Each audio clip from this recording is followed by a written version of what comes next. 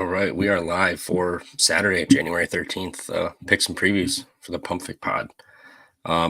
Massive slate today. I mean, we got NFL, college basketball. We got a blizzard outside. We got perfect recipe for sitting on your ass all day, doing nothing but watching sports. It's beautiful.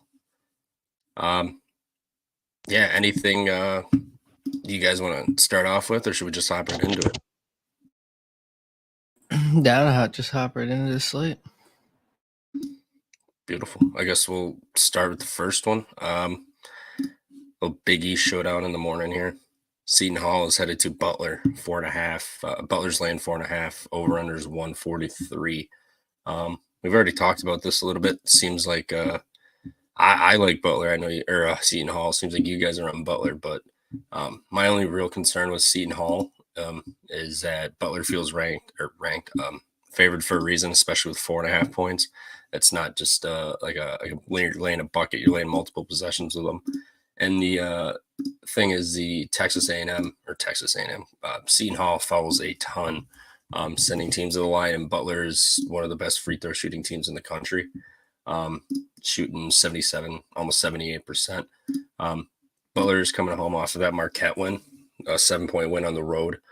So they finally got one of these guys. I mean, had Providence, had him beat, fucked it up. St. John's whooped their ass, but Connecticut, they had them on the ropes too, and then they fucked that up late. Finally got it against Marquette.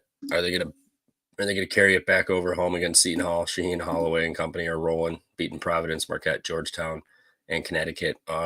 Only losing to Xavier 4-1 in the conference play. So I lean Seton Hall solely because Butler off of that big road win. I'm not sure if they'll be able to follow it back up against Seton Hall here at home.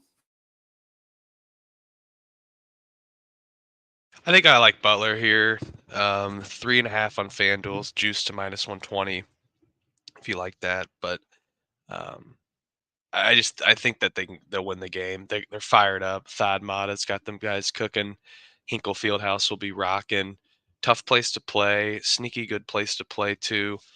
For Hooters was filmed. It's okay movie, and I know I'm from Indiana, but the only thing that scares me about this is that I like the under in this game, and it's priced at 143.5. I kind of favor Seton Hall, right? The way they play, especially against Butler. Butler's got to be able to make shots. Obviously, it's how you win basketball games. But I think the total's priced accordingly. It's going to be low 70s, maybe high 60s. But that favors Seton Hall's defense. It's going to really drown Butler offensively. But Butler's efficient enough where they've already played some high octane defenses and high octane offenses and have fared well. Beating Marquette, was in it with Connecticut, lost by 7, but that was a much closer game than expected, and then just kind of laid an egg against St. John's and played Providence pretty well too, but laid an egg in overtime. So losing 3 in a row. I know they're off a road win in Marquette. So there might be a little hangover there, but they need to get it done. They need to win at home in front of their fans, and their fans love Butler basketball. So I like Butler here on their home spot. Yeah, I like Butler to just keep it rolling at home. I think they'll carry over that momentum from that road win against Marquette and get a dub against Seton Hall. I think Seton Hall drops this one here after winning those, away home and away games against Providence, Marquette, and Georgetown. So I would lean Butler. Yeah, I mean, I can't really argue that. I mean, Seton Hall's kind of had some lucky big wins too, and on the road. I don't know. Maybe I'm just scorned by scorning Butler just because they screwed me a couple times this year. So maybe I'm a little jaded, but I lean Seton Hall on that one. Do you guys have anything you're actually planning that, or just could be watching? Nothing for me in that one. Fair. I guess we'll just go down the list of what we're all playing. We can just go from there. First game I've got today is San Diego State at New Mexico. The pit's going to be lit. I mean, it always is. San Diego State coming in. They're ranked, I think 19. So I mean, they've been playing pretty damn good. New Mexico's getting everybody back. Mashburn. They got the Donovan Dent guy. He's been balling for him, balling for them, Jalen House. And then this JT Toppin kid, I think, is the real X factor today. I mean, he can score 16 points, 6 boards, a block, and a turnover. I mean, 11 boards, 2 assists, a block, a steal, 17 points. I mean, he can do it all. And I think the real key to this game is slowing down Jaden Lee down low for San Diego State. I believe in everybody else, but this will be the real question with Toppin being a freshman. He's going to have the main assignment of guarding Jadon Lee. But I think, like I said, he can rebound. He's forcing turnovers. He can block, steal. I think he's kind of gonna give Lee a little hard time here, make it a little easier on the rest of the team here. San Diego State also on the road. They have a 3-point win at San Jose. They beat Gonzaga by 10 points. You know, that was a big get-up game. And then they have a 6-point loss at Grand Canyon, a 1-point win at San Diego, and then a 9-point loss at BYU, which it's tough to go to Provo and win. But so is New Mexico. This is a very tough team to play when they're at the pit. I think, you know, New Mexico's favored. They're laying points for a reason here. I'm backing them at the pit to get it going. I'm not a big fan of their free throw shooting, but I think it's not going to come down to that today. I think New Mexico is going to have a nice healthy lead, 6-7 points. And they're not going to need to rely on free throws as much. It's not going to be a 1 or 2 point game. So I back New Mexico at the pit with the Patinos here to get it going. I mean, and New Mexico's defense has been solid too. They lost to Colorado State by 8 on the road. UNLV, they lost by 10 on the road, but at home, they're just beating teams. UC Irvine beat them by 13. They did lose to St. Mary's, but that was on the road. Otherwise, I mean, competition has been great, but this is a big get-up spot, biggest home game of the season for them so far too. So I like the pit to get lit and bounce back from the L at UNLV. Yeah, I like New Mexico. I think that's going to be on my card today as well. I think that, just you said, the pit's pretty good. I hate betting against San Diego State because they're a very good team, and I love San Diego State. I don't love them, but I like their program, respect their program. But I think New Mexico gets it done off the loss to UNLV, but it might be a closer game than we expect. San Diego State's going to have to control the pace here. Defensively and offensively, slow New Mexico down, make them take tough shots. They're not the best shooting team. They're middle of the road in 3-point percentage, 2-point percentage, and they don't shoot well at the line either, and they foul a good amount. So that's the only cap that I'm worried about with New Mexico. They got to figure out how to play some ball together. They're not young team, but they're a small team, while San Diego State's a little lankier. We'll see how I love this matchup today. It's going to be great, but I think the pit is just like Assembly Hall, one of those places that, you know, the fog, tough place to play. So I think I'm riding with the pit here more than the New Mexico team itself. Yeah, I'm gonna stick with my Mountain West teams at home theory, even though Nevada fucked it up last night. So I like New Mexico to bounce back after that loss at home versus San Diego. So I'm riding with you guys as well. Gang, all right. Yeah, looks like a triple lock for New Mexico then. Yeah, I mean, I don't care that I think they're laying 2 possessions for a reason here. I mean, everyone's gonna love San Diego State with the points on this one, catching 2 possessions. So give me the Fighting Patinos here. Next game, we got Vanderbilt at Ole Miss. Ole Miss is laying 10 points. Over/unders 144.5. I'm on Vandy. I've been on Vandy the last couple games. They, you know, you could argue it either way. They should have covered. They should have, you know, maybe not covered last game, but they pushed at LSU. But Vanderbilt, has been playing pretty damn tough the last 3-4 games.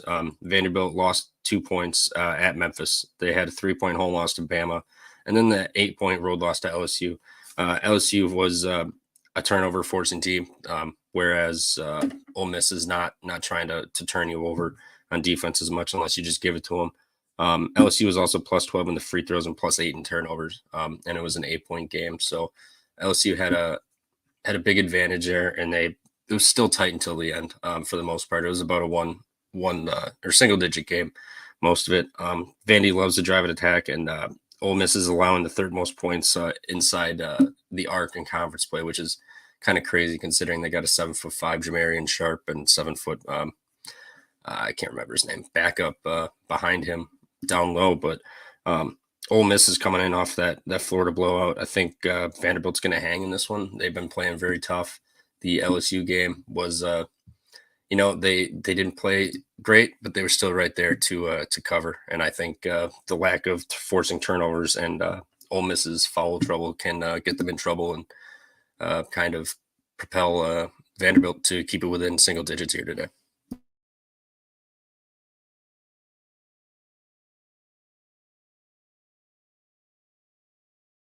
You're muted, Huff.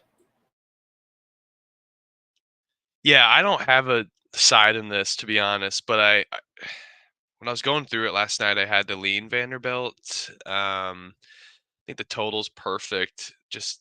But Ole Miss is not the same drown you out styled play that they were, right? And just ground and pound. Well, Vanderbilt is. So does does Mississippi come back to form and do that? Potentially. But big win against them against Florida. But yeah, you're right. Vanderbilt's playing good. I think Mississippi definitely wins the game. We'll see if Vanderbilt doesn't just blow a random cover like they did against LSU last week. But I like it. I think where Vanderbilt wins this game and has to win this game is going to be their rebounding and down low percentage and forcing Mississippi to miss shots, which they don't do very well. They're terrible at defense, Vanderbilt is. So hopefully Ole Miss doesn't have too many shots fall, because if those threes are draining, they can easily win by 15. We'll see around 1 o'clock if I'm betting this or not. I really like if Vanderbilt gets ahead early or plays tough and that spread gets low, and then we both can win on a low live play with Mississippi just pulling it out in the second half. But yeah, no dog in the fight for me. Yeah, I'm on Ole Miss here. I know Vandy's been hanging around, but I think the reason that they hung around with teams like Alabama is they just went on an insane scoring drought. I had Alabama's team total in that game, and Bama just went on multiple minutes of not scoring for shit. Alabama was putting Vandy at the line. They shot 20 free throws, which isn't crazy, but they made 16 of them, so they're shooting 80%. They got 16 points from the stripe. They got inside and got what they wanted inside, but I think the only reason they hung in is more of a fault on Bama than more of a good things for Vandy. And yeah, I just think Ole Miss is rolling right now, and I actually have been riding them for a while in the early season, and I was afraid to keep that train rolling in conference play, but I think they've proven to me that they are a legit team. I think that blowout over Florida at home was real impressive. Obviously, they got trounced at Tennessee, but that's kind of to be expected. I think Tennessee is much better than them, and it was on the road. So I think getting a shitty Vandy team at home, I got 11.5. It's down to 10.5 now, so you can get a better number than me if you like Ole Miss. But yeah, I mean, Vandy's defense is just so bad. Their 3-point defense is 345th worst in the country. Ole Miss shoots 7th best in the country, 40% from three. Vandy's offense also struggles from deep, and they're also not the best interior. And like you said, they have those big guys down low with Musa Cisse from Mississippi. So if those big guys can stay out of foul trouble, I think they're going to be able to deny what Vandy wants, which is to get inside. So I think Mississippi, this is another like roll spot here. I think they score a ton of points and just make things rough for Vandy. Fair. I mean, I can't argue any of those. On paper, Vanderbilt should get blown up by fucking 15. But they did just get Van Allen Lubin back 2 games ago. He played Bama and then LSU game. Last game he had 11 points. He was 5 of 7 inside, 3 boards and assists, a block, a steal. He can do it all. He's been missing for a couple games, and they got him back finally. I think that's gonna kind of be an X factor down low, is if he can score. I mean, if Jamarian Sharp and what's the other guy's name, Musa Cisse, are going to be eating his lunch and not allowing anything inside, then they're fucked. But in conference play, I mean, Ole Miss is allowing 56% of their opponents' points to come inside. The their free throws, they're not really fouling too much in conference play, but the inside game is where Vanderbilt likes to attack, and that's where Ole Miss is kind of struggled playing defense this year. So I think they'll keep it within single digits. Guess we're going to be lock battling here on this one. Shout out Tyler. Lines at lunch. Thanks for popping in. Beautiful day of hoops. Let's let's crush it. I mean, I think it said 133 games. I'm not sure if that's an accurate number, but there's an ungodly amount of college hoops today, and it's beautiful. Yep. Shout out to Mac. But yeah, shout out them. That was fun yesterday. Or that Jeopardy was fun to watch. I just want to say that was good content. Yeah, that was a good watch. Their videos over at Owners Box Fantasy on YouTube fucking rock. I binge watch them all the time. Yeah, they're good shit. Next game, anyone got a game you want to touch on? Or we just keep rolling to whatever I got. I'm just going down the list.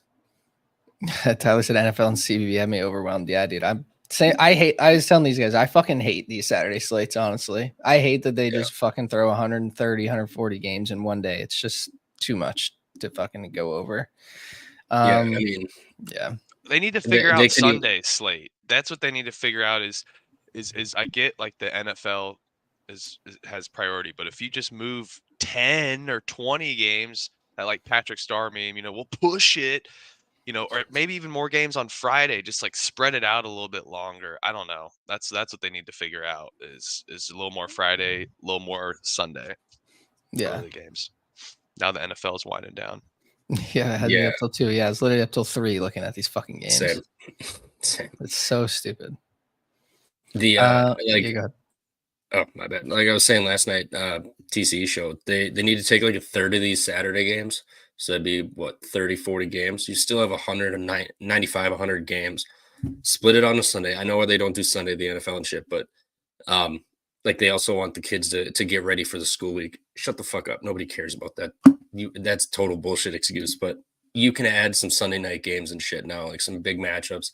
Friday, you can add more than just some MAAC action and Horizon. I mean, they're missing a bunch on this. I mean, just overloading Saturday. Who's going to watch half of these teams anyway? Like Ohio, Western Michigan. Who's watching that? Kent State, Central Michigan. Like nobody's watching these little teams. You can just put them on a Friday or Sunday. People are going to pay attention to them. Like no one's going to watch that instead of Georgia, Tennessee, or Kentucky, Texas A&M. It's just horrible scheduling. Bad scheduling. A lot. I kind of like this. It might take live because it's going to get the plus money with Towson, but I kind of like Northeastern. It's a weird game to be watching, but I do love the Colonial Athletic Association. Northeastern's kind of, as they are Huskies, they're dogs in the fight. They squeaked one out against Hofstra. Towson has squeaked out a couple close wins, 2 overtime games in a row, so that's going to be a live spot for me on Northeastern. I know Northeastern. I believe last game of the game before, I'd have to look on KenPom here, but they did have some late injury news. I know I faded them. Who did they play? Monmouth. That was the Monmouth game when Xander Rice just went like nuclear the first half. They were missing some guys. And then they did beat Hofstra on the road, so maybe they got them back. I'm not 100% sure, but just something to look at. I know it was 2 starters they were missing that one game, so I'm assuming they got them back. But do not ask for their names because I'm spacing on that. I also kind of lean Northeastern here. I was watching that last game versus Hofstra pretty closely because I had Hofstra team total. And they fucking like came out in the first half and just like put Hofstra in a tizzy and were leading them pretty hard. And like they weren't allowing Hofstra to score at all. But then Hofstra came out in the second half and did the exact opposite and like immediately like got right back in the game, like dropped like, I think they scored like 50 or like 45 points in the second half or something. And then had 2 opportunities late to tie it up at 71 apiece to force OT, but of course they missed. But I mean, if they can play like they did in that first half, I definitely would lean. Obviously, hindsight, you never fucking know. But if they can keep up like how they played in that first half versus Hofstra, like I would definitely lean them. So I might be with you, Huff, and just try and see like how they're playing. But I just don't know if they can. I just have too too many games going on, and I've realized that most of the time on Saturday I have a front-loaded card, but I've realized that I like a lot of plays at night.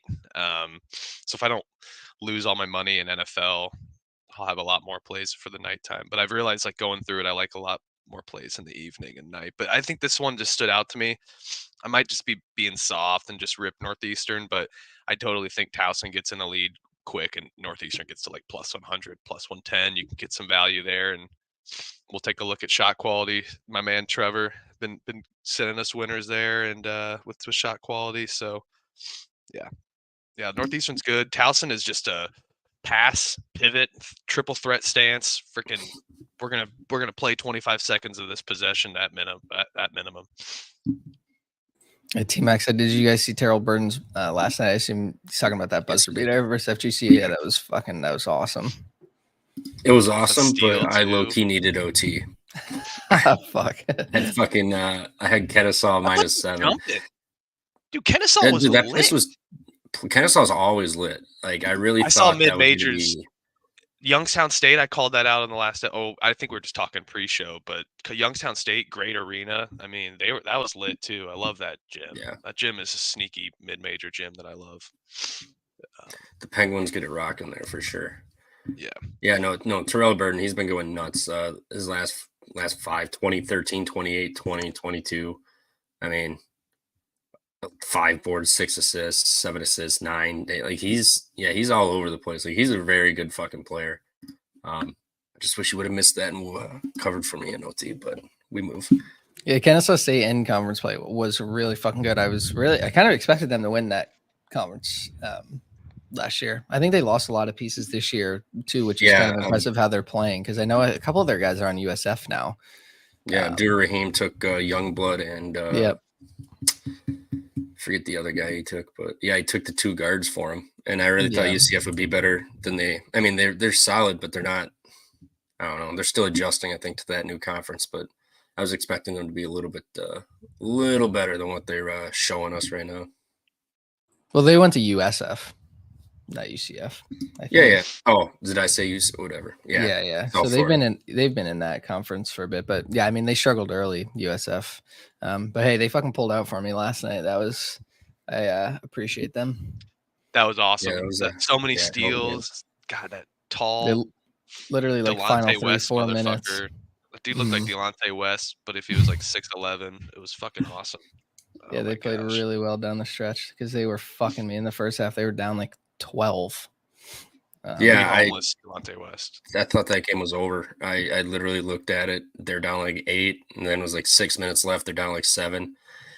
Come back later, and all of a sudden they're up 5 going for the cover. I was like, what the fuck is going on here? Yeah, I got witching hours so hard yesterday. Like all of the games I was losing just flipped to wins, and then the ones I thought like I was gonna win just immediately fucking lost.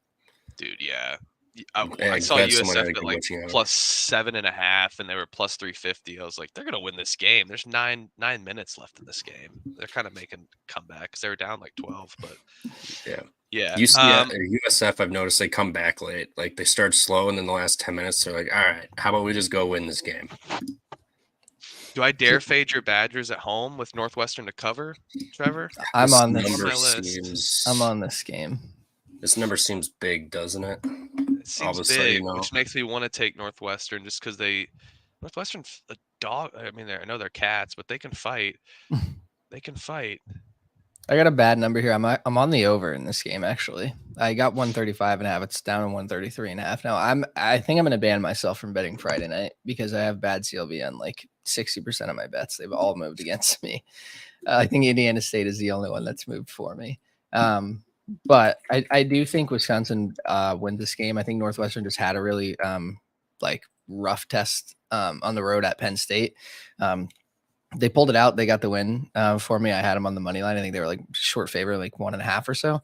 But I do think they can keep it close with Wisconsin. Like, I don't think this game is going to be like a mid 60s type of game. I think Wisconsin's going to be able to score and, put up 75. But I think Northwestern can stay within that number. Like you said, Trev, I think the number's a little too big for me.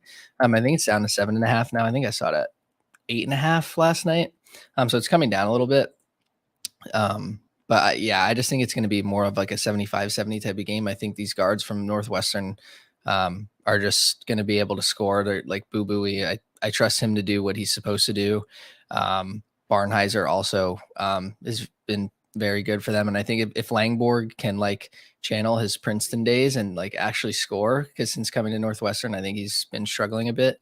So we'll see how he plays, but I think Northwestern has the tools to be able to keep with Wisconsin and keep it close. So we could even get some late fouling, maybe if it's that close, if they're down, 4 or 5 points at the end, and get Wisconsin to the line where I think they're going to hit their free throws. So yeah, I think Northwestern keeps it close. I see more of like a mid 70 to low 70 type of game. So I'm on the over. I wish I had a 133.5, but whatever. I lean the over with you on this too, and I know taking an over at the Kohl Center is a little psychotic, but I think if the under, which goes with my cap of Northwestern, I think if the under hits, it favors Wisconsin. They win by like 10 or 15 because they can control the pace. That means Northwestern's not making shots if this under hits. And maybe they don't even score 60, 65 points if that under doesn't hit, and Wisconsin gets like a 72 or something like that, So yeah, that's the only thing that if the under hits, I think Northwestern is not the right play, but I do lean the over just by how fast things can go. I know Crow, Wall, these guys are good. Wisconsin's good this year, so I hate disrespecting them because I've been taking them most of the season. But I don't know. I like this Northwestern team. They're gritty, even off a loss to Chicago State. Yeah. You could argue that Chicago State loss kind of fired them up. I mean, they came back, only beat DePaul by 10, but they've got an Arizona State win, which Arizona State kind of low-key looks good now, I guess. Beat Michigan State, Penn State on the road. The other thing, Northwestern has beaten the Badgers the last 2 times they've played. One at Kohl Center, one in Northwestern. And it was a 2-point win and a 3-point win. So these games are always close. Badgers won by 6. And then previously the Badgers were blowing them out, but as of late, they've been tight. I think the over is a good look too. I mean, you look at Wisconsin's allowing in 72, 72, 60 and 60. Granted, those are lower scores, but Iowa and Nebraska put up some points against them, and Northwestern can put up points this year too. We've seen them do that. Ty Berry can just get electric or get on fire and keep them in this game too. It's not like the Badgers play like elite level defense this year compared to normal. It is solid defense, but they're not grinding you out and shit like they normally are. So I like this over with you guys. I may ride that with you. I think where Northwestern has to get their points is from beyond the line here. I think they're going to have to rely on their 3-point shooting and take advantage of Wisconsin's, lackluster 3-point defense.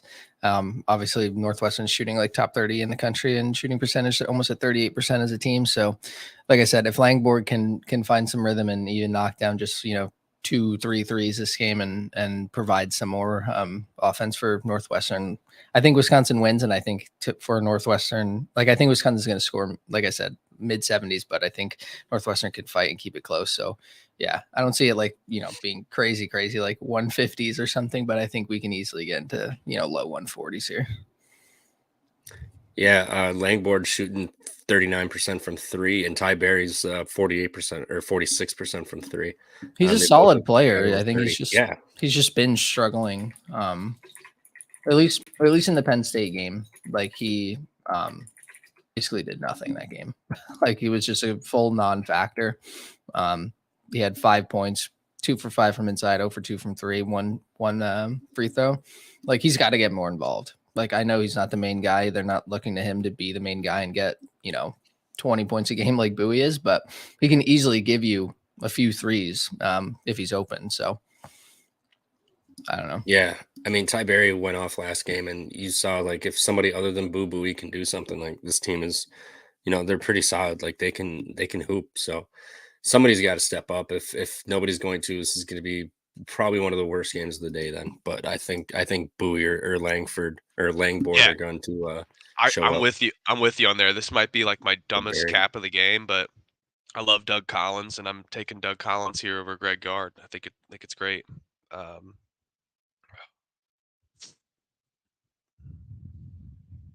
What's up next?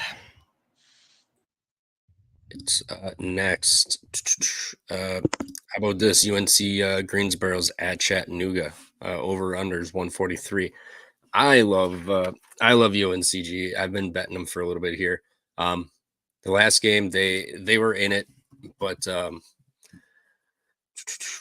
they had a dunk. They were down, I think 5 or 6. They went for a dunk to put it, I think, within one possession, and then there was no foul. And then of course they desperation foul with 30 seconds left, push it to 7 or 6 or whatever, and then no bucket, foul again. They lose by 9. At Samford. Samford's a great team. They held Samford to 79 points. So I mean, it's a lot of points, but for Samford, they can really run up the score on teams. So I thought that was pretty decent defensive showing. And then since Michael Brown Jones has gotten back, they are 2-1. They beat Furman at home, East Tennessee State at home, and then the Samford loss. But Chattanooga is allowing a ton of points from 3-point land, which is where UNCG likes to operate. 11th most in the country from 3-point land. And Chattanooga is allowing the 36% of points come from 3, which is 31st in the country. They're shooting UNCG's free throws are a little suspect, but I just think this is the game that they finally put together. They had Samford on the ropes, didn't come together late. Chattanooga has been solid. They beat Furman and VMI, but when they've stepped up in competition, it hasn't gone their way. Lipscomb beat them by 14. Morehead State beat them by 7. Auburn drummed them. Samford, they lost by 5 on the road also.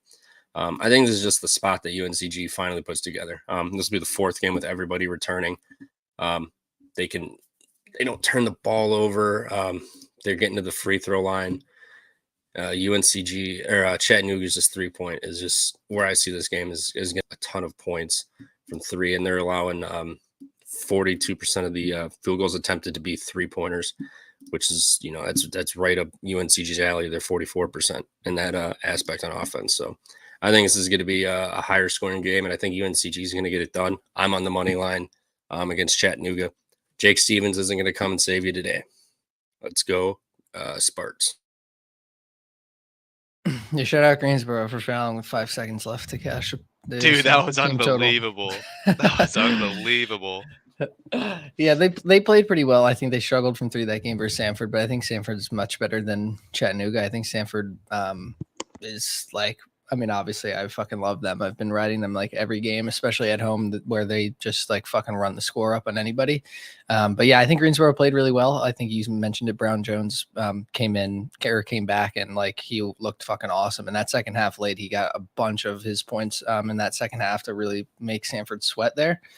And obviously Colby Langley is their main guy. He played also pretty well. So I'm with you. I kind of like Greensboro here against Chattanooga. I think, like you said, they're 7th in the country in 3-point distribution coming from 3. So if they can get those 3 balls falling, I think they could run away with it. So I'm with you. Loved Greensboro all season for the most part. Didn't back them against couple teams at home, just on the home cap. But yeah, I think this team is solid, and they're playing for, they're playing for a conference title. Chattanooga just put up 109 against VMI. Now that's not saying much. VMI is awful. Hopefully Samford does the same today, as their team totals set around the low 90s. But with Chattanooga shooting 109 points against VMI, they didn't shoot. They shot 47% from 3, almost 70% if you round up, for inside the perimeter. Free throws, they did not shoot the ball well, 47%. So I think that's at a short spread. Even putting up 109, shooting 47 from the line, that means they weren't missing anything. Hopefully they come out flat this game. UNC Greensboro bounces back, and they get the job done. It's gonna be interesting to see the defensive side of things, as both teams aren't the best defensively. I guess Chattanooga has somewhat of an advantage. So we'll see. I'm looking forward to this game for sure. It's a sneaky good game. Love SoCon basketball. Yeah, the other thing, who doesn't love SoCon basketball? It's fucking awesome. Um, UNC Greensboro in conference play is only allowing 26.5% from 3-point land though. So they're defending it. And Chattanooga is also a fairly good 3-point shooting team, 38.5% in conference play. And they get 41% of their points there. So I will take I'll take the team that loves and lives and dies by the three ball also, but they've been playing a little bit better defense in conference play here. So I think they respond off of the tough loss and Chattanooga, like you said, they put up 109 against VMI. They shot 70% inside, 48% from 3-point land, only 6 turnovers, 42 rebounds. That's not going to happen again today. So I think this is just a good spot for UNCG. I know it's on the road, but they played Samford tough on the road. Now you can finally get your first conference road win today. They got a chance for it. I think they're going to get it done. There we go. Another. This is going to be game of the day right here. Florida State is headed to Notre Dame. Over under is 144.5. I'm on Notre Dame in this one. I've really liked Notre Dame lately. Ever since Shrewsbury went on that rant where he was like, if someone's not showing hard or giving a shit, don't worry about it. I'll help you with your paperwork and I'll get you into the portal. We'll get you going. Like ever since then, they've done very well. That was, I believe, after that Georgetown loss or Citadel, but Marist, they beat by 4 at home. Virginia, they smacked around by 22. NC State, they lost by 2 at home.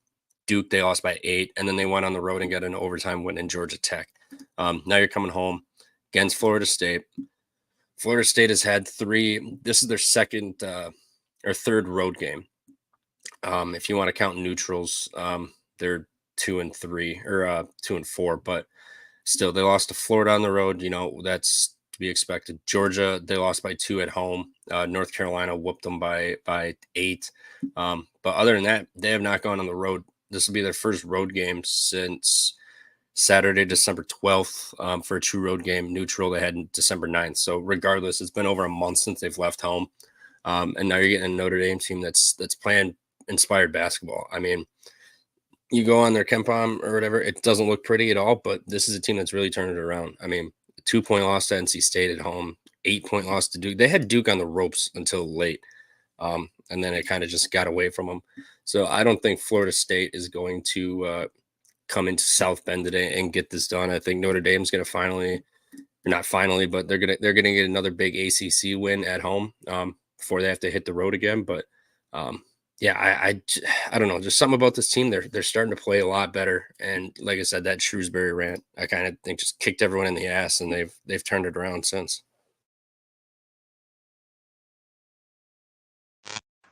Like Alabama A&M or like or Southern or Florida A&M in this game, just because it's such a tough read. But I have to lean Notre Dame at home. They're playing good ball, like you said, and they've got some heart in them and little Rudy. I'm not a Notre Dame guy. I'm from Indiana. I actually despise Notre Dame. So I'm not an IU basketball fan, Notre Dame football fan. I'm not that guy. But Notre Dame's offense is pretty atrocious. Florida State can shoot shots. So on paper, Florida State looks like the better team, but winning 3 home games in a row in the ACC, I think this game's going to be perfectly close at +1.5. They got it spot on. They gotta fight. Notre Dame's got to fight. And if they want to win this game, they need to win. They want to win some games in the ACC. They need to win this game. They played really good against Georgia Tech. So I actually watched that game. Georgia Tech is a solid team this year. I mean, better than they have been in the past. I know they've lost 4 in a row, but they've been competitive at least. So I think Notre Dame can get the job done today with you. I'm leaning there for sure. I lean Florida State in this one. I think Notre Dame is still just not good. Like, yeah, they've been hanging around in these games versus like NC State lost with 2, Duke, they were in there. And then beating Georgia Tech, like you said, is a good win, especially on the road. But I think Florida State, I think Leonard Hamilton was kind of on the ropes, especially like he's been having some bad seasons. And in the beginning of this season, he looked like he was really struggling with those 4 straight losses. But I think like losing to Georgia by 2 points is fine. Like I think Georgia's actually a really good team. Being within 8 with UNC is nothing to like be ashamed of. I think UNC unfortunately looks like a really fucking solid team this year. But I think Florida State has the tools to go on the road and beat Notre Dame here. Like Notre Dame's again just still struggles on offense. They're 301st in adjusted efficiency on offense. Their defense is nothing special. I think Florida State should be able to win this game like outright, because that's basically what they're asking them to do. So I would lean with the Seminoles. Out is maybe an over. I mean, 135, not that many points. I think sitting there is going to be tough. It's not going to jump down to like it's not going to move up at all. You're going to be sweating this one out, but I think the over is the right play. It's hitting both of these games, or the last couple of games that both teams have played. Given Notre Dame needed overtime to hit it, the line was at 134 against Georgia Tech. But the defenses, Florida State defenses, they don't really drown you out. The thing is that Notre Dame's offense is the only thing you'd have to be worried about in that cap, because they just play at a slow pace and they're not very good at shooting the ball and putting the ball in the bucket anyway. So it'd be a light play for me, but I actually do, which I'm normally an under guy, kind of like the over there. Yeah, fair. Can't really argue any of you guys' points, but I mean, this just feels like the spot for Notre Dame. I mean, they've been playing teams tough. You got the road win against Georgia Tech. Now you're coming home against another big opponent, storied ACC or storied Florida State team with Leonard Hamilton. I think Shrewsbury's got the guys playing good. Like I said, that Duke game was closer than an 8-point loss. So I think they'll keep this one close today. I think they'll get it done and give Indiana a reason to cheer after Colts loss. I guess IU won last night too, so there's that.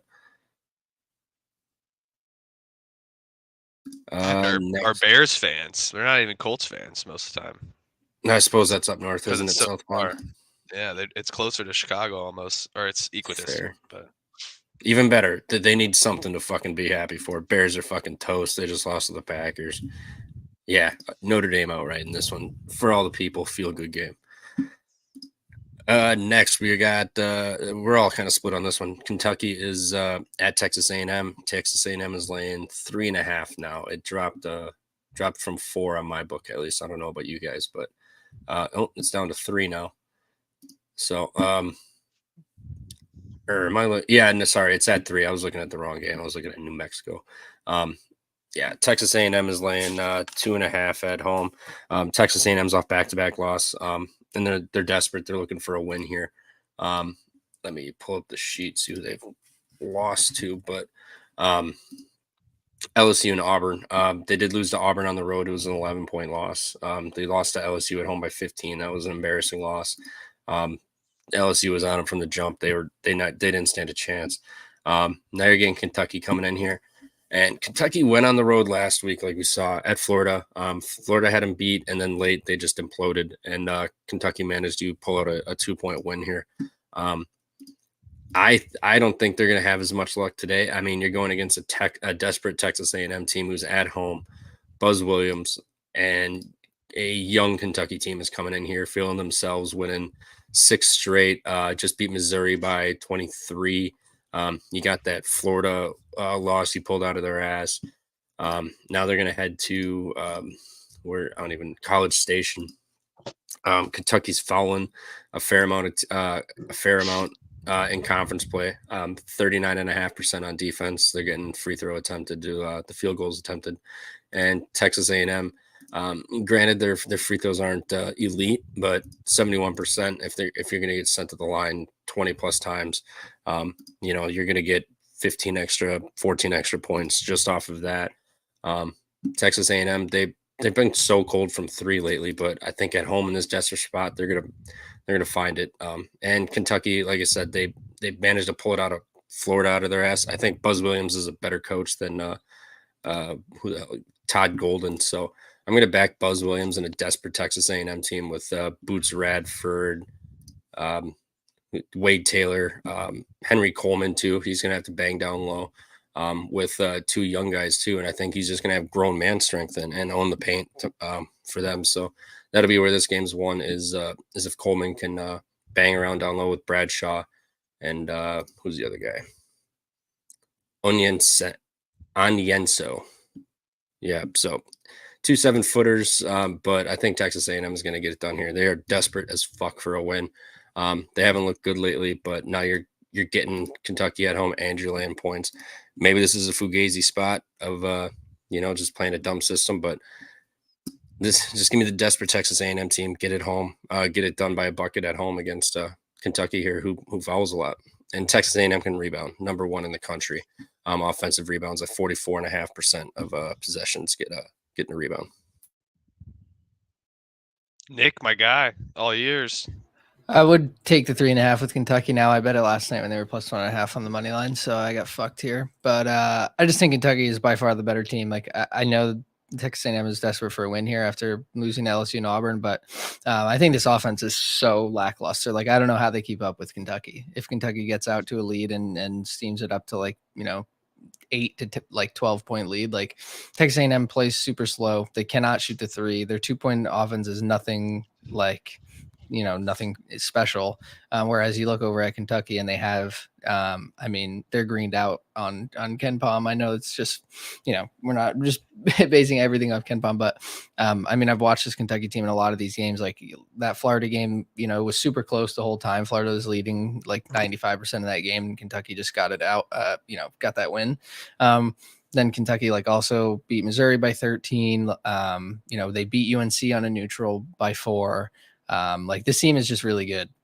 They beat Miami by 22. Like this offense just gets it rolling, and they're going to be able to score points. I know A&M slows teams down on defense, and that's where they can get the edge for sure. But I think it's just hard to slow Kentucky down. And I think with narrative play, if you want to go that way, Cal and this Kentucky team have not been anything special these last couple of years.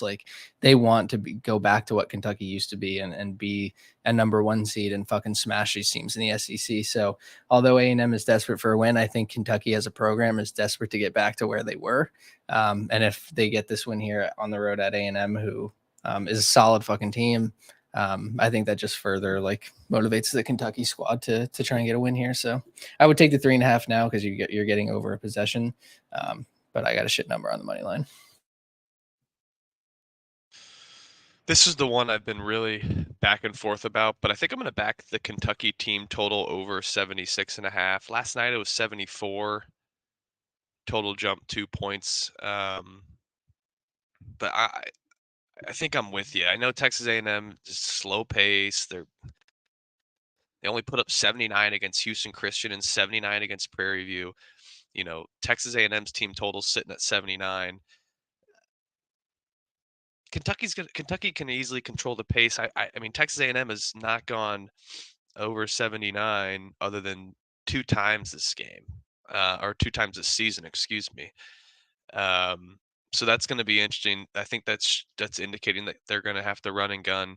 Interesting factoid: if you just Google Kentucky Texas A&M today, is that the over in Texas A&M has gone over in every game against ranked opponents. Right, Florida Atlantic, Memphis, Houston, even going over with the Houston game. So I kind of do lean that and think I'd rather just take Kentucky on the team total there. I know A&M's got good defense. It's going to be a gritty game, but I just don't.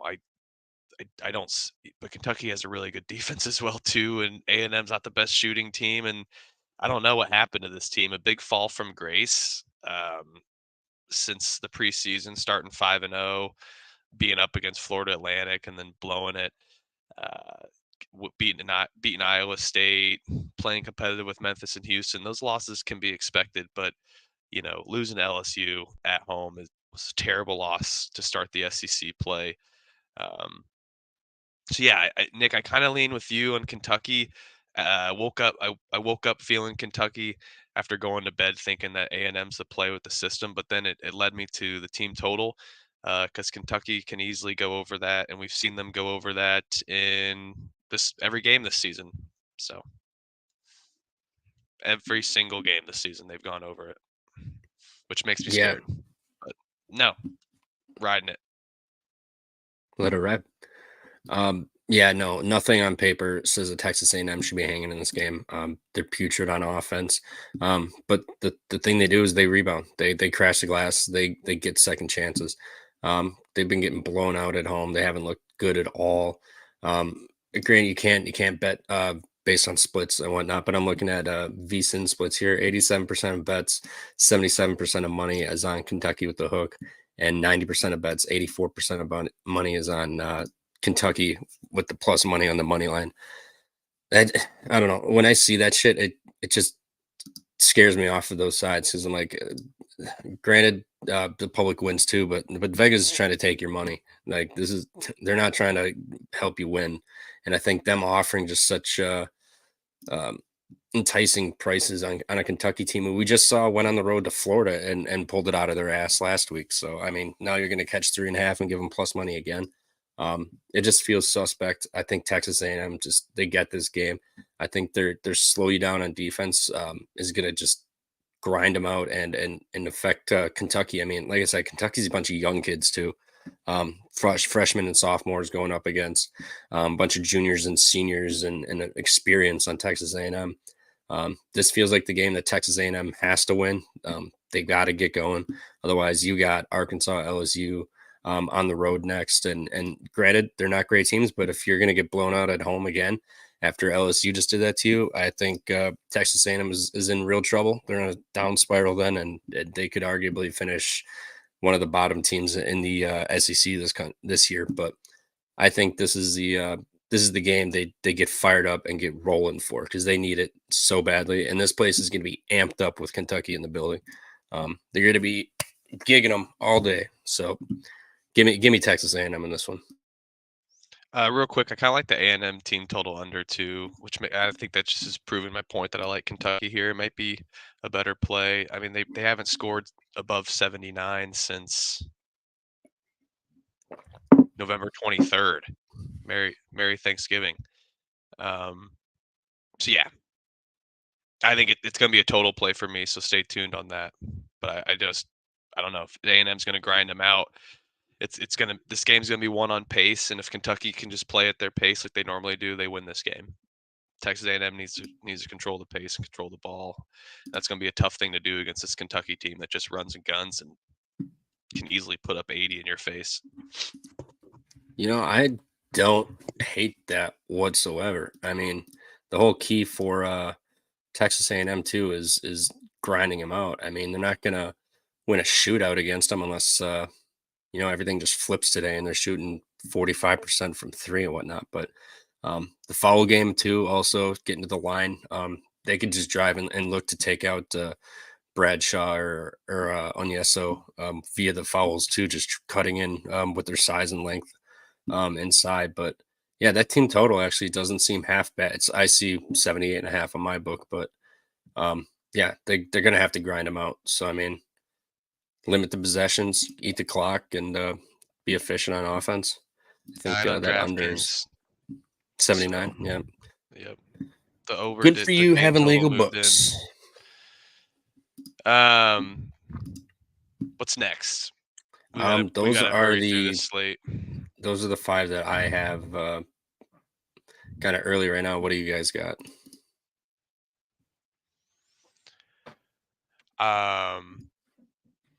Let me pull up my notes because I got a lot of nighttime plays. Well, let's go over the big ones that I have on my card.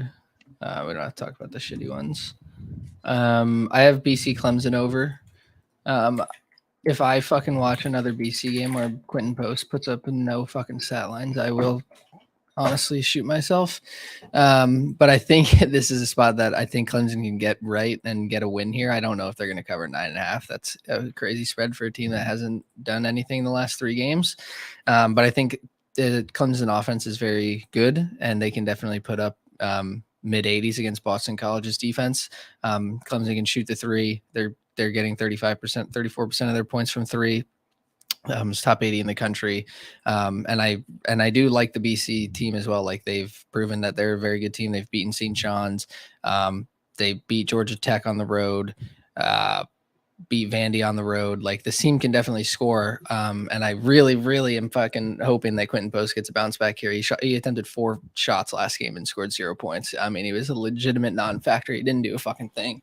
So for being the best player on your team, I would hope you're pissed off that you literally didn't do shit and you're going to come into Clemson and try and get a win here and try your fucking hardest. But Yeah, I like the over here. It's 151.5. I think we can easily get a game that's mid 80s for Clemson to low 70s for Boston College. Like they can score the ball. I mean, they only put up 59 against Cuse. Cuse really slowed them down that first half. It was like 9 to like 20 in that first half for like I feel like 4 minutes straight. Like nobody scored for like 4 or 5 minutes in that game. And then BC came out in the second half and looked alive and got the lead at some point with like 5 minutes left and then just crumbled at the end. So I really hope that this offense is looking for a bounce back. So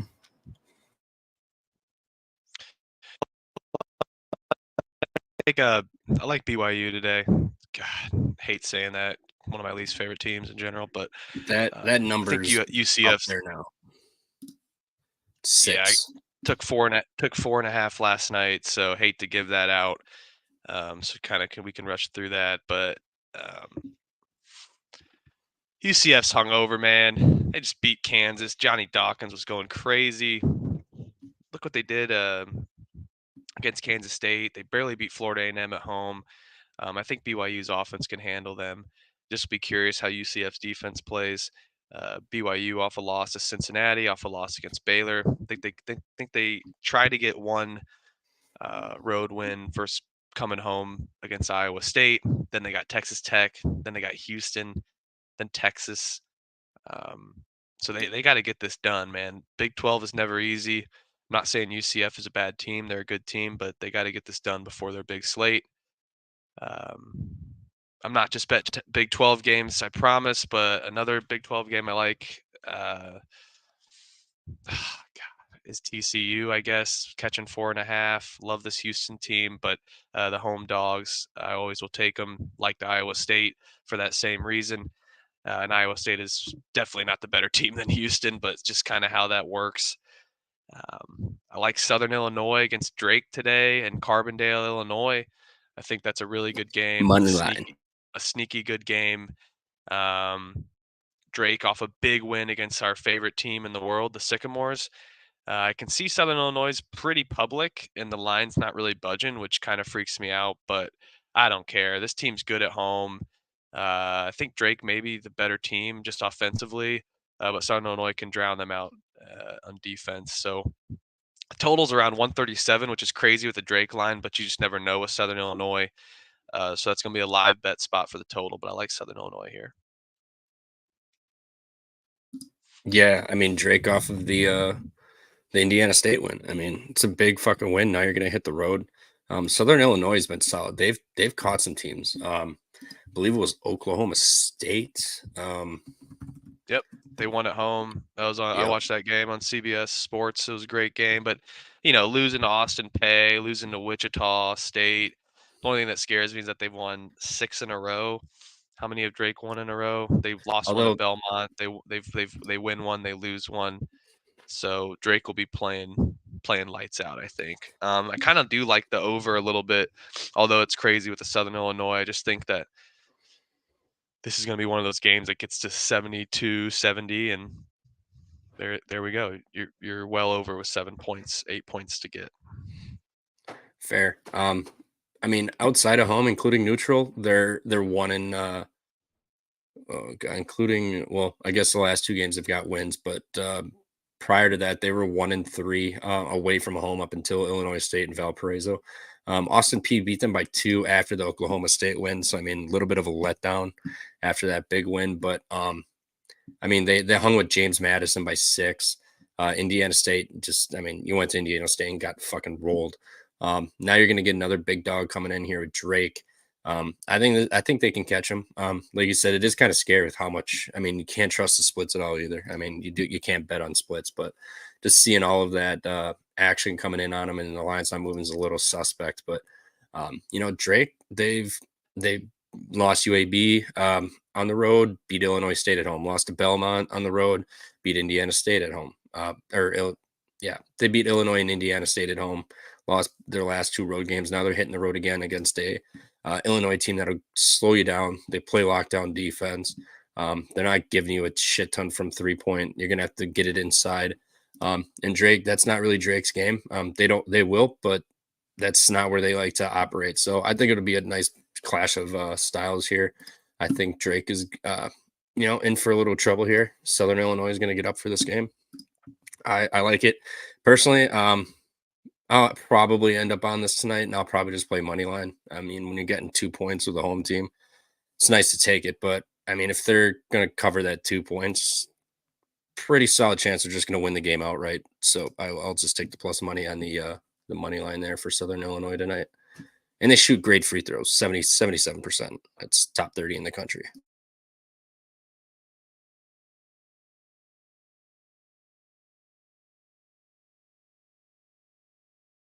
You're muted there. Oh, another game that I took is going to be most likely St. Mary's. See where that line goes around 7 o'clock. But St. Mary's has been drilling teams and just kind of coming into places and not caring after a slow start to the year, right? Everyone was like, this St. Mary's team is not going to beat anybody, right? Because they weren't beating anybody. But the thing is, I know that they can easily win by 7, but I totally see this as another live spot, right? You get a lot of chances in conference play where the total is going to be drastically changing right at the tip. Even the spread's going to be changing. Santa Clara is going to play tough, I think, for the first half, but three wins in a row, 2 away wins. I know, given it's Loyola, Marymount, Pepperdine, Gonzaga, on a big win. They were partying. That was just 2 days ago. So St. Mary's, they're playing good basketball as of late. 4 wins in a row. They beat Kent State by 20, San Diego by only 11, Loyola by 4, Portland by something crazy. So, do I love the 6.5? No, but I think St. Mary's is going to have a live look for sure. Yeah, I mean, you could even argue the team total under for Santa Clara too. I mean, they just came off of their national championship game, beating Gonzaga at home. They put up 78, 68, 58, 81 against Duquesne, 78. So I mean, as of late, they have been scoring a shit ton. They do show the ability, but they can either put up 80 or they'll put up 60 some points. I think St. Mary's is going to stifle them. Santa Clara, like I said, just coming off that Gonzaga win, but St. Mary's has been, playing pretty damn good lately, holding teams 52, 64, 70, 46, 69, 50. Like, their defense is kind of starting to ratchet up a little bit here after that weird stretch. They look good, and then that middle of that Weber State game, it flipped, and they dropped 5 of their next 6. So, but other than that, their defense has been really good. They held UNLV to 67 in a double overtime. I don't hate that Santa Clara team total under, to be honest. Just a little letdown spot. They were hitting shots against Gonzaga. They got a miracle and one at the end to propel them over. Yeah, I think the team total under would be my favorite play in this, but I don't hate St. Mary's minus 6.5 either. I just think Santa Clara's offense is gonna take a step back, and St. Mary's is gonna play lockdown defense. They know they can't sleep on Santa Clara. They just took down Gonzaga. The caps if Steve Nash is there. Steve Nash was at the Gonzaga game. I put money on Santa Clara just for that reason. I think I'm gonna. That's the sneaky cap. Steve Nash is there. Yeah, that was huge. And Santa Clara likes to slow you down on defense too. So both teams working the clock, limited possessions. Santa Clara off of that big win. I think that team total under might get a play for me today, to be honest. I don't even know what it is, but what else you guys got? I've got a list. We talked about Kansas State at Texas Tech. I mean, is Texas Tech really that good?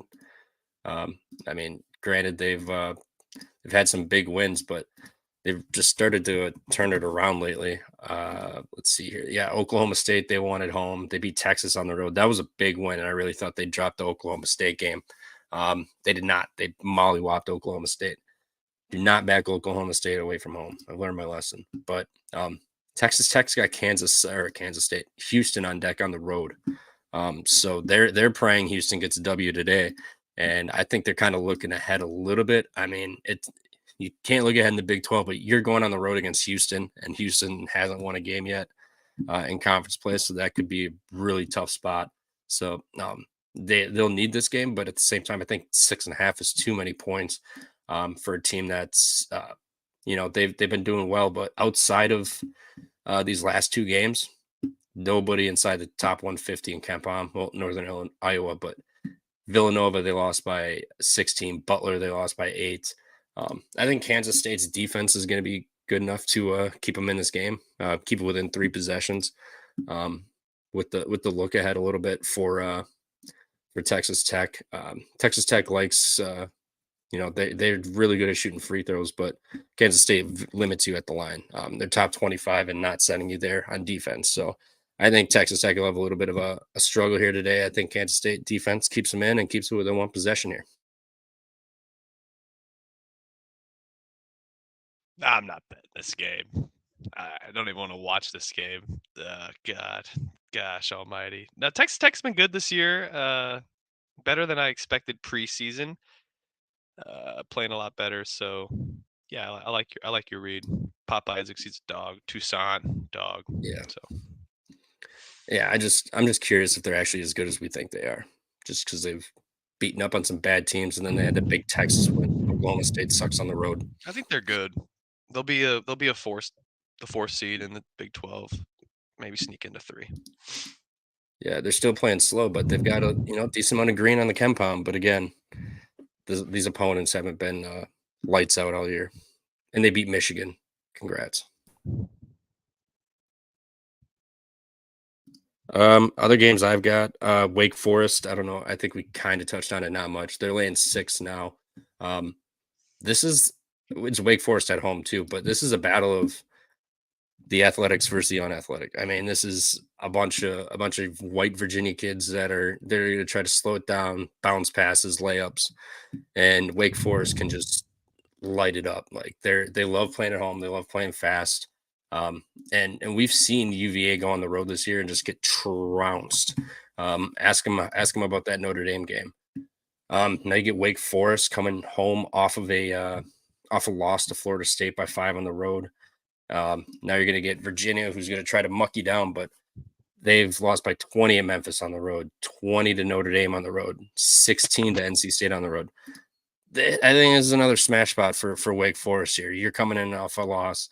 Virginia hates playing fast. Their offense sucks, and they've lost by 16 plus the last 3 road games. And then a neutral against the Badgers, they lost by 24. They beat West Virginia by 2 points. Like, this is a Virginia team that hates leaving home, and their fucking offense is disgusting. I'm adding this. Give me Wake Forest -6. I don't care that they're laying 3 possessions. Virginia is going to go 7 minutes without a bucket at one point here. And they're just going to be out of the game. Or Wake Forest's team total over. And that's might be a little crazy, but think they can get it. I don't care how slow Virginia is. Virginia can score it sometimes and match the paint, and they give up points. I mean, 77 to Memphis. Wake Forest is a fast-paced team, so I'll look at that. I don't even see what it is. 67.5. I like it. I mean, like I said, Virginia's defense on the road's not even like becoming lights out. Like, granted, 77 to Memphis. Notre Dame put up 76. NC State put up 76. I mean, if they're not at home, they're kind of just letting up points. Badgers put up 65 on them. So, I mean, I think Wake Forest off a loss at home can easily – I think they can hit 70 at least. I mean, I know Virginia's going to try to slow them down, but Wake Forest at home is like their offense is elite. I mean, 80, 86, 86, 91, 91, 80, 88, 83. Rutgers held them to 76. Rutgers is a good defense. 82 on Florida. Like, they can put up points. Like, I think we're getting a little too sold on UVA and their defense of the past, but this is not a good Virginia team.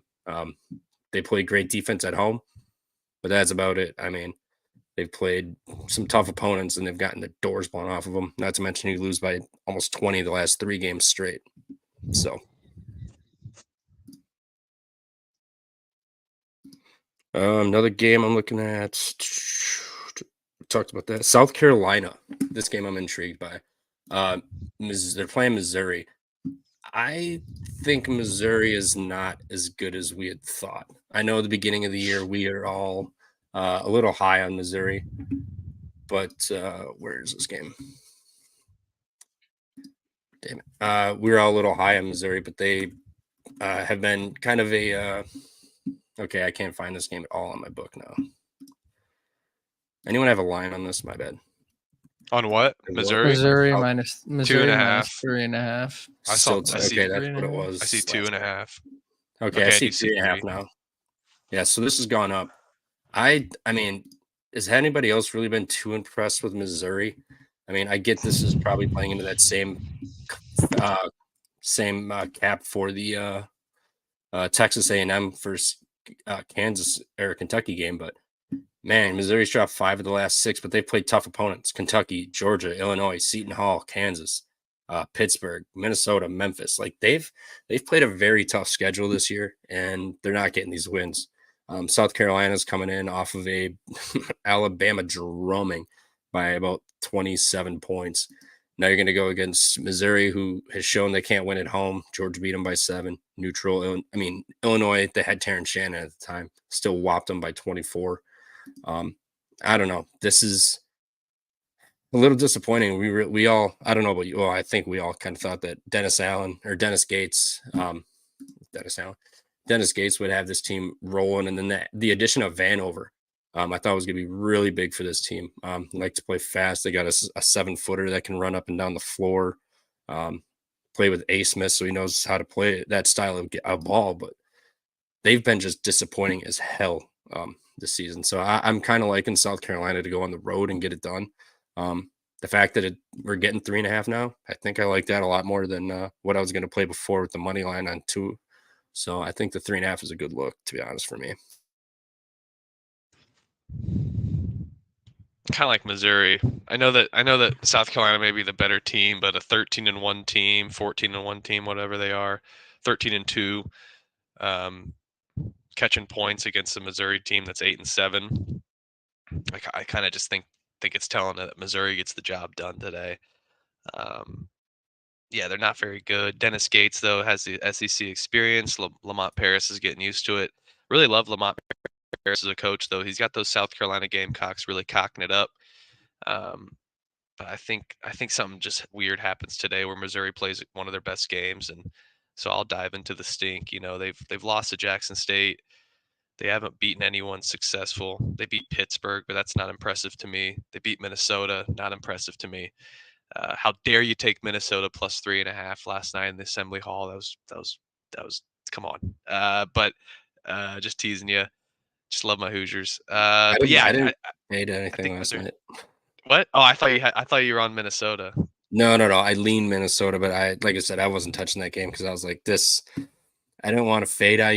You can't fade Assembly Hall, but it was also, I was like, they got Purdue on deck. Like how up Yeah. it was. No, yeah.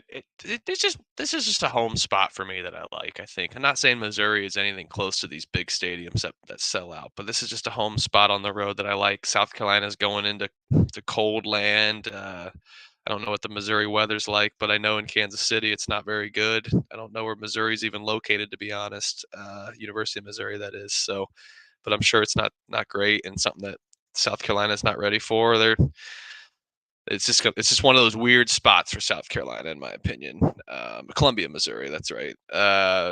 So I think I'm gonna lean Missouri here, even though I agree they're not the better team. Vanover, all these additions aren't very good, and they haven't been. So yeah, smack dab in the middle of Missouri, in between St. Louis and Kansas City, which both fun towns to drink in, very underrated towns to drink in, KC and St. Louis. So give me the Tigers today, I guess. I mean, backing you up your point, South Carolina, 337th in the country, 12.5% of their offensive possessions are blocked. Missouri, 17.7% of their defensive possessions they're getting a block. That's second in the country. So, I mean, yeah, you could see South Carolina just having to live by the mid-range and 3-point ball today. And if it's not following, they're gonna get fucked. Because I mean, Missouri's struggling to rebound, but at the same time, you have a 7'5" Vanover. So when he's in, he should be controlling the glass for the most part. So, I mean, I think that's going to be a big one is the blocks too. Because if you're not getting in and you're getting your shit blocked and then you're second guessing it and then you're putting up some mid-range or 3-point shots that you normally wouldn't, it could get out of hand fast. So, You know what? You kind of changing my mind here. I think Missouri is the play here. Favored for a reason. Fails for a reason, baby. Let's go. Come on. No, I'm just teasing. That was a douchey comment, of course. But yeah, I don't know. I like that. Does anyone else got any other things? I know I think we should definitely get done before noon. We can't go through every game, but everyone got some handful of Oh, games to go through? I mean, we kind of just the list that I had. Oregon -8. Cal was off that 19-point comeback at home against Colorado. Now you're hitting the road. It is dropped to 7 though, which is kind of weird. I mean, I do like Cal's team. I mean, Jalen Tyson and Cone, those guys went nuts last game. I mean, Tyson had foul trouble first half, but that second half they let him go, and he won them that game. Like he was going nuts. So I think it's a little bit of a letdown, but I don't know. I have a thing about not backing Oregon, and it's bit me in the ass this year, but I won't be doing that.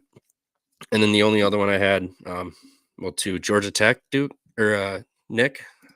How do you feel about the Dukies today? 17.5 at home against Georgia Tech. They gotta bounce back against them. Like there's no fucking way they should have lost that game. Yeah, I mean, I don't know how they lose to Georgia Tech. I know they were on the road, but that's fucking embarrassing for the Duke roster. I think they're going to win the game. I'm no fucking idea about 18 points. I don't even look into Duke games really because I never bet them. I just refuse to fucking put money on them and be let down twice. But yeah, I expect them to be up and beat the shit out of them after losing, especially at home. I think the crazies will be going crazy. So First no half. real. Maybe. What was it? I don't 10.5. Oh, man, It's still so big. 17.5. Aren't they baiting you to take Georgia Tech? Like 17.5, Georgia Tech already beat this team.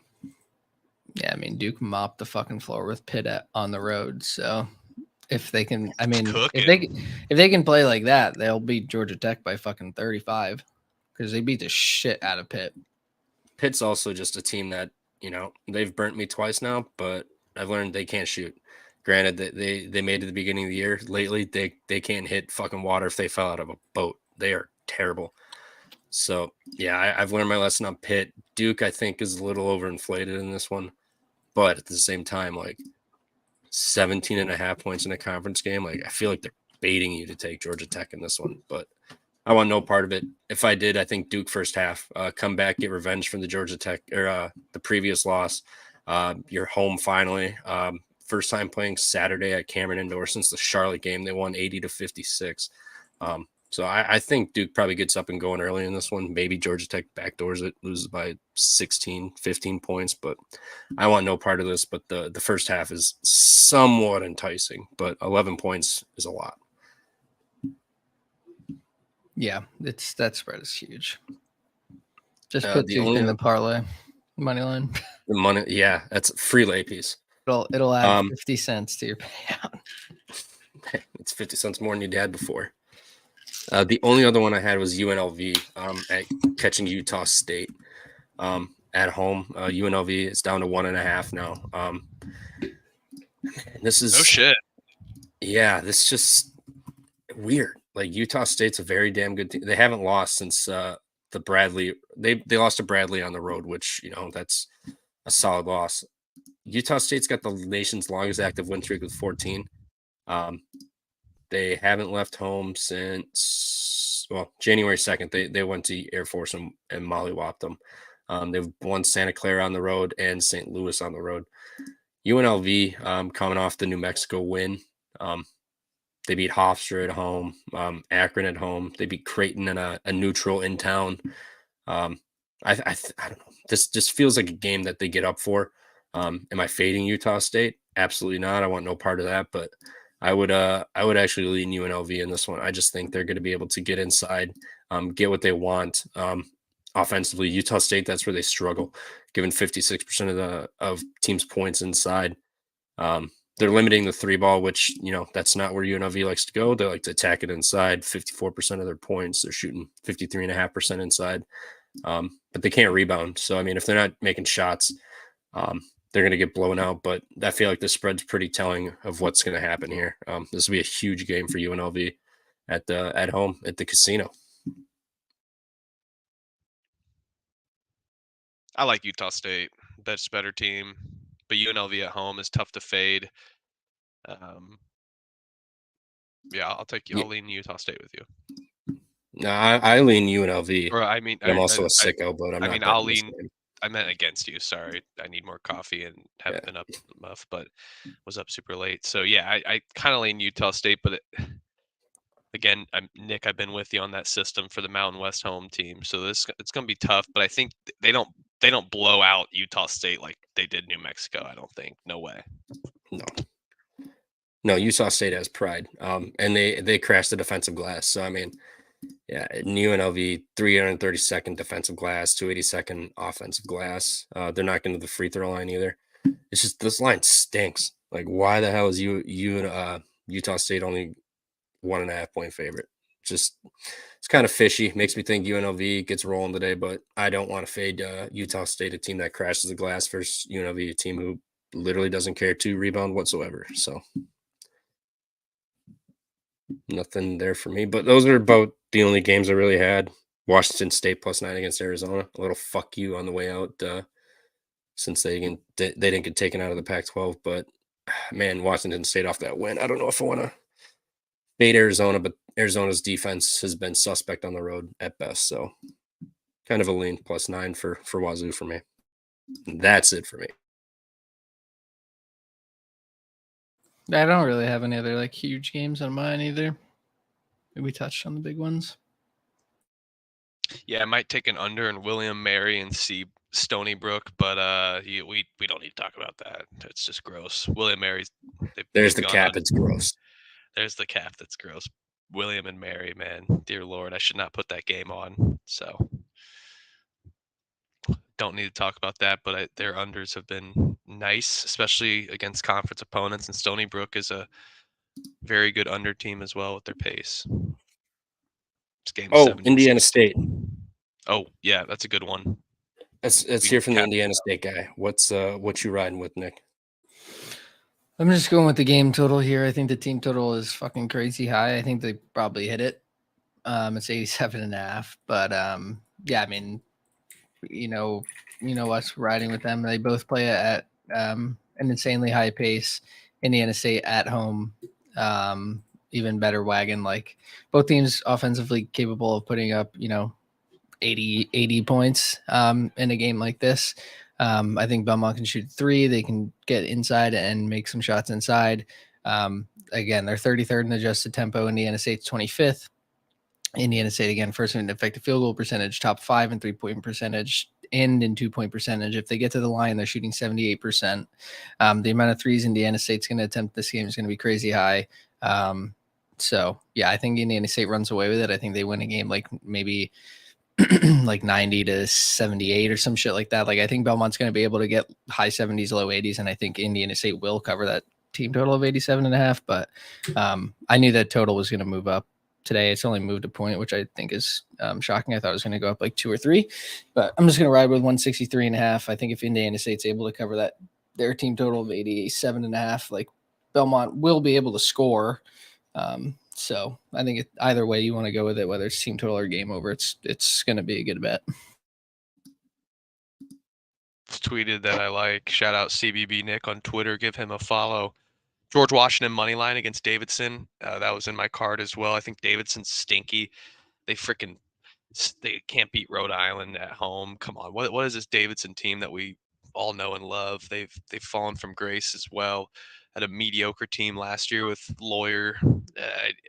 I like that. I like George Washington, especially at home on the money line. It's good value, -120 I see. So I'm going to take that. And then also shout out your UMBC UMass Lowell play that was on there. You might be convincing me to take that on the over just because it's a UMBC game. It didn't hit against Vermont, but Vermont's a slower paced team, better defensively. They're not as good as they have been in the past years, but it still got close to absolutely smacking too. So I think UMass Lowell is a more porous team on defense, and they're going to match the pace more than Vermont did, and Vermont still put up a good amount of points. So this game's in the 80s for me on both sides. Kuabale is back for Lowell too. I believe he came back last game. So this could be a second game or his first game back. But yeah, Kubale is back. Yeah, I think that's about it. If there's nothing else, we'll skedaddle out of here and let people get on with their days. We're a basketball podcast. NFL plays today with the playoffs. Browns minus 2.5 and Packers plus 7.5 money line for me this weekend. I like it. Fuck the Cowboys. Fuck Fat Mike. They should play basketball out in this weather too. So why not? I'd be an under smash for sure. By Monday or Sunday, Josh Allen under passing yards are kind of like this blizzard that's rolling through the Midwest is going to be out on the East Coast. Plus the I don't know if they call it ocean effect or lake effect out there. It's going to be 23-mile-an-hour winds. I don't think he's passing the ball much. I think it's going to be a lot of running and dump off. So that under 207.5 passing kind of seems nice. But that's all I got for the weekend. Playoffs. Great day. Great slate, baby. I'm pumped for today. Absolutely. All right. Well, thanks for tuning in, everybody. Good luck with your bets and enjoy the massive slate we got today. Go Browns. Yes, sir.